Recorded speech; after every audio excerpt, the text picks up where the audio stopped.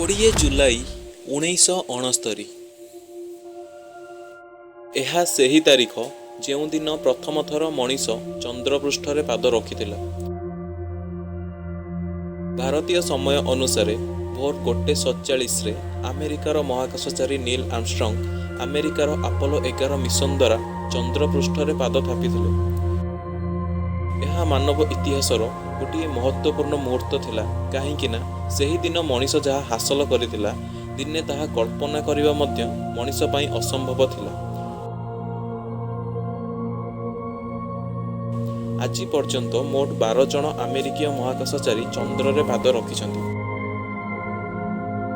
କିନ୍ତୁ ଆଜକୁ ପ୍ରାୟ 53 ବର୍ଷ ତଳେ ଆମେରିକାର ୟୁଜେନ୍ ଆଣ୍ଡ୍ରିଉ ସେର୍ନାନ୍ ଶେଷ ଥର ପାଇଁ ଚନ୍ଦ୍ରରେ ପାଦ ରଖିଥିଲେ ଓ ଏହାପରେ ଦୁନିଆର କୌଣସି ବି ଦେଶ ଚନ୍ଦ୍ରରେ ପାଦ ରଖିନାହାନ୍ତି।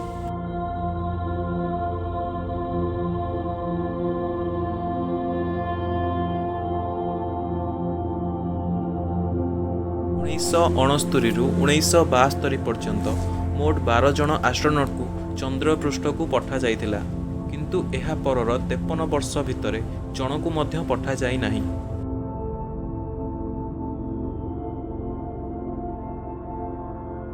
କ'ଣ ଏବେ ଚନ୍ଦ୍ରକୁ ଯିବା ପାଇଁ ନାସାର ଇଚ୍ଛା ନାହିଁ? ନା ଚନ୍ଦ୍ରରେ ନାସାକୁ କିଛି ଏପରି ଦେଖାଗଲା ଯାହାକୁ ଦେଖି ନାସା ଭୟଭୀତ ହୋଇଯାଇଛି? ଏହାର କାରଣ କ'ଣ ହୋଇପାରେ? ଆଜି ଏହି ଭିଡ଼ିଓରେ ଆପଣ ଏହା ପଛରେ ଥିବା ଅସଲ କାରଣ ଜାଣିବାକୁ ପାଇବେ। ସେଥିପାଇଁ ଭିଡ଼ିଓକୁ ଧ୍ୟାନର ସହକାରେ ଦେଖନ୍ତୁ। ତେବେ ଚାଲନ୍ତୁ ଜାଣିବା ନାସାର କିଛି ଗୋପନୀୟ ତଥ୍ୟ।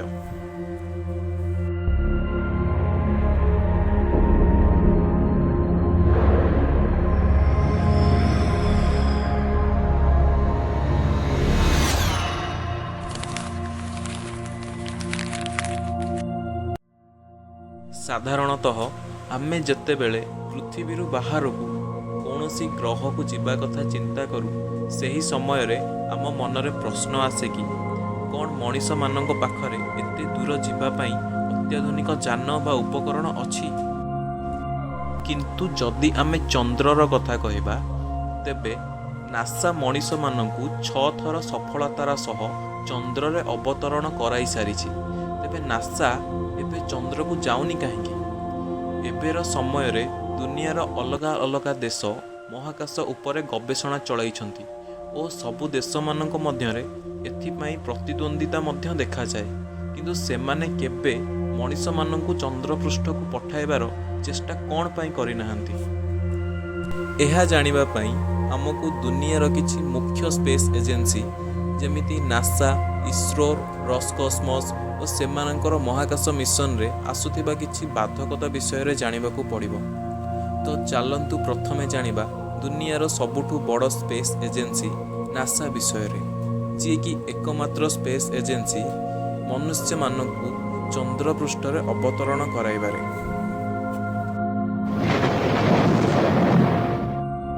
ଏଠାରେ ଗୋଟିଏ କଥା ସ୍ପଷ୍ଟ ଭାବରେ ଜାଣି ନିଅନ୍ତୁ କି ନାସା ଯେତେବେଳେ ଚନ୍ଦ୍ରକୁ ଯାଇଥିଲା, ସେତେବେଳେ ଏମିତି କିଛି ଜିନିଷ ଯେପରି ଏଲିୟନ୍ କିମ୍ବା କୌଣସି ମାରାତ୍ମକ ଭାଇରସର ଖୋଜ କରିନଥିଲା, ଯାହାକି ଏବେ ଚନ୍ଦ୍ରକୁ ଯିବା ପାଇଁ ନାସାକୁ ରୋକିବ। ବାସ୍ତବରେ ନାସା ଏବେ ଚନ୍ଦ୍ରକୁ ନ ଯିବାର କିଛି କାରଣ ରହିଛି ଓ ପ୍ରଥମ କାରଣ ହେଲା ନାସାର ବଜେଟ୍। ଏବେ ଆପଣ ଭାବୁଥିବେ କି ଆମେରିକା ଭଳି ଦେଶ ଓ ନାସା ଭଳି ଦୁନିଆର ଧନୀ ସ୍ପେସ୍ ଏଜେନ୍ସିକୁ ବଜେଟ୍ର ଚିନ୍ତା କେମିତି? ଆକ୍ଚୁଆଲି ନାସାର ବାର୍ଷିକ ବଜେଟ୍ ହେଲା 2700 କୋଟିରୁ ଅଧିକ ଓ ନାସା ମହାକାଶରେ ଯେଉଁଭଳି ଗଭୀର ରିସର୍ଚ୍ଚ କରୁଛି, ତାହା ତୁଳନାରେ ଏହି ବଜେଟ୍ କିଛି ବି ନୁହେଁ।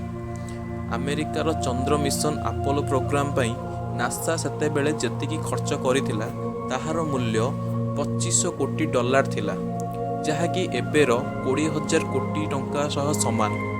1960ରୁ 1973 ମଧ୍ୟରେ ନାସାର ବଜେଟ୍ ଆମେରିକାର ଅର୍ଥନୀତିର 4% ଥିଲା, ଯାହାକି ଏବେ 0.5% ହୋଇଯାଇଛି।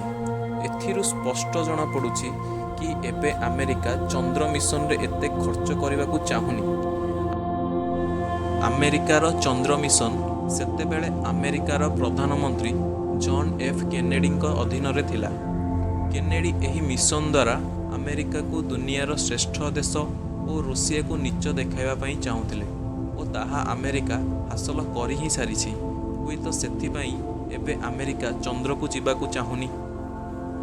କିନ୍ତୁ ଆମେରିକାର କିଛି ପ୍ରାଇଭେଟ୍ ସ୍ପେସ୍ ରିସର୍ଚ୍ଚ ଅର୍ଗାନାଇଜେସନ୍ ଯେମିତିକି ସ୍ପେସ୍ ଏକ୍ସ ଓ ନର୍ଥରପ୍ ଗ୍ରମେନ୍ ଚନ୍ଦ୍ରକୁ ମଣିଷମାନଙ୍କୁ ଆଉଥରେ ପଠାଇବା ପାଇଁ ଚେଷ୍ଟା ଜାରି ରଖିଛନ୍ତି। ଚାଲନ୍ତୁ ଏବେ ଜାଣିବା ରୁଷିଆର ସ୍ପେସ୍ ଏଜେନ୍ସି ରସ୍କସ୍ମସ୍ ବିଷୟରେ।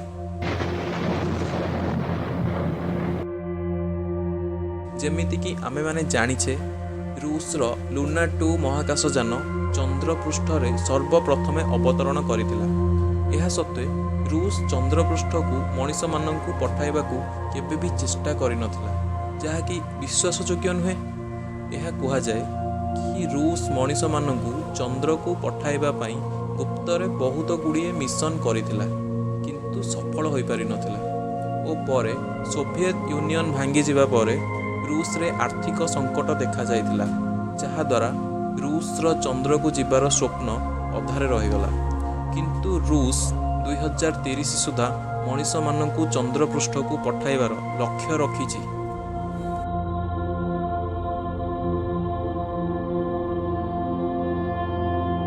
ଏବେ ଜାଣିବା ୟୁରୋପିଆନ ସ୍ପେସ୍ ଏଜେନ୍ସି ଇଏସ୍ଏ ବିଷୟରେ।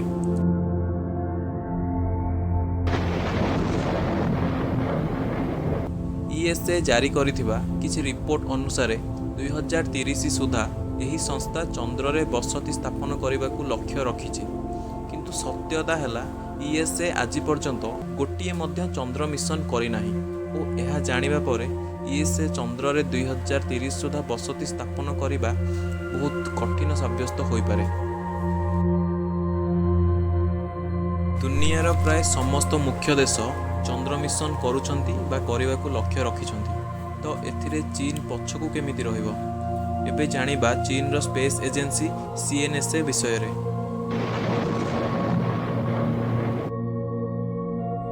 ଚୀନ ମହାକାଶରେ ଗୋଟିଏ ସ୍ପେସ୍ ଷ୍ଟେସନ 2021ରେ ତିଆରି କରିସାରିଛି, ଯାହାର ନାଁ ହେଲା ତ୍ୟାଙ୍ଗଙ୍ଗ। 2009ରେ ଚୀନର ପ୍ରଥମ ଚନ୍ଦ୍ର ମିଶନ ଚ୍ୟାଙ୍ଗି-1 ସଫଳତାର ସହ ଚନ୍ଦ୍ରରେ ଅବତରଣ କରିଥିଲା ଏବଂ ଏହା ପରେ ମଧ୍ୟ ଚୀନ କିଛି ଚନ୍ଦ୍ର ମିଶନରେ ସଫଳ ହୋଇସାରିଛି। ଏହା ଦେଖି ଲାଗୁଛି କି ଆମେରିକା ପରେ ଚୀନ ଦ୍ୱିତୀୟ ଦେଶ ହୋଇପାରେ ଯିଏକି ମଣିଷମାନଙ୍କୁ ଚନ୍ଦ୍ରକୁ ପଠାଇବ, କାରଣ ଚୀନ ପାଖରେ ଅତ୍ୟାଧୁନିକ ଉପକରଣ ରହିଛି ଓ ଚୀନର ଅର୍ଥନୀତି ମଧ୍ୟ ଦୃଢ଼ ଅଛି। କିଛି ଦିନ ତଳେ ଚୀନ ଚନ୍ଦ୍ରକୁ ଯିବା ପାଇଁ ଗୋଟିଏ ସ୍ପେସକ୍ରାଫ୍ଟ ତିଆରି କରୁଥିବା ଖବର ଚର୍ଚ୍ଚାରେ ଥିଲା। ସେହି ସ୍ପେସକ୍ରାଫ୍ଟର ପରୀକ୍ଷଣ 2016ରେ ହୋଇସାରିଛି ଓ 2019ରେ ଏହି ସ୍ପେସକ୍ରାଫ୍ଟର କିଛି ଫଟୋ ମଧ୍ୟ ଦୁନିଆ ସାମ୍ନାକୁ ଆସିଥିଲା, କିନ୍ତୁ ଏହି ଚର୍ଚ୍ଚାର ସତ୍ୟତା ଆଜି ଯାଏଁ ଜଣାପଡ଼ିନାହିଁ। ଆସନ୍ତୁ ଏବେ ଜାଣିବା ଆମ ଦେଶ ଭାରତର ମହାକାଶ ଗବେଷଣା ସଂସ୍ଥା ଇସ୍ରୋ ବିଷୟରେ। ଦୁନିଆର କିଛି ମୁଖ୍ୟ ସ୍ପେସ୍ ଏଜେନ୍ସି ମଧ୍ୟରେ ଇସ୍ରୋର ନାଁ ମଧ୍ୟ ରହିଛି। ଭାରତ ଆଜି ପର୍ଯ୍ୟନ୍ତ ମୋଟ 3ଟି ଚନ୍ଦ୍ର ମିଶନ କରିଛି ଓ ସେଥିମଧ୍ୟରୁ ଚନ୍ଦ୍ରାୟନ-3 ସଫଳତାର ସହ ଚନ୍ଦ୍ରରେ ଅବତରଣ କରି ଗବେଷଣା ଜାରି ରଖିଛି। ଚନ୍ଦ୍ରାୟନ-3 ଚନ୍ଦ୍ରର ଦକ୍ଷିଣ ମେରୁରେ ଅବତରଣ କରି ବିଶ୍ୱକୁ ଚକିତ କରିଥିଲା, କାରଣ ପୂର୍ବରୁ ଅନ୍ୟ ଦେଶ ଚନ୍ଦ୍ରକୁ ଯାଇଥିଲେ ବି ଚନ୍ଦ୍ରର ଦକ୍ଷିଣ ମେରୁରେ ପହଞ୍ଚି ପାରିନଥିଲେ। ଭାରତ ପ୍ରଥମ ଦେଶ ଯିଏକି ଚନ୍ଦ୍ରର ଦକ୍ଷିଣ ମେରୁରେ ପହଞ୍ଚି ପାରିଛି। ଏଥିସହିତ ଭାରତ 2040 ସୁଦ୍ଧା ଭାରତୀୟ ମହାକାଶଚାରୀମାନଙ୍କୁ ଚନ୍ଦ୍ରକୁ ପଠାଇବାର ଲକ୍ଷ୍ୟ ରଖିଛି।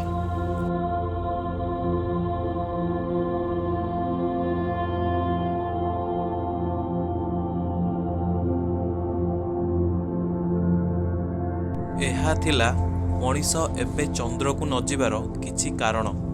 ଯଦି ଆପଣ ଏହିଭଳି ଆଉ ଭିଡ଼ିଓ ଦେଖିବା ପାଇଁ ଚାହୁଁଛନ୍ତି ତେବେ ଆମ ଚ୍ୟାନେଲକୁ ସବସ୍କ୍ରାଇବ୍ କରନ୍ତୁ।